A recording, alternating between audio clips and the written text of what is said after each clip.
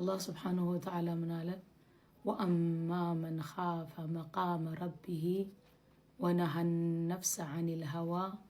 فإن الجنة هي المأوى وأما من خاف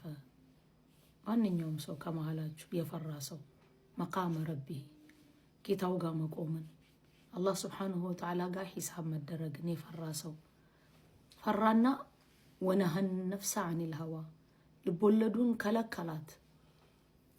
ነፍሱን ከለከላት ከልቦለዱ ይሄን አርግ ስትለው ነው ይሄን አላህ Subhanahu Wa Ta'ala ከልክሏል እያለ ከለከላት ወነህን ነፍስ የከለከለ ነፍሱን عن الهوى ከልቦለዱ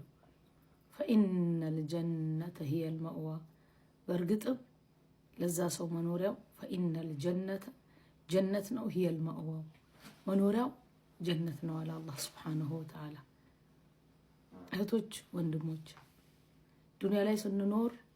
በጣም ብዙ ወደ መጥፎ ነገር የሚከተቱን ነገሮች አሉ ከነዛ ነገሮች ነፍስን መከልከል አላህን Subhanahu Wa Ta'ala ፈርቶ በአላህ Subhanahu Wa Ta'ala ዘንድ ተመሰከረላቸው ጀነት አላቸው ለነዚህ ሰዎች ብሏል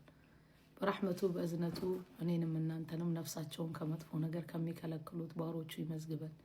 اللهم آمين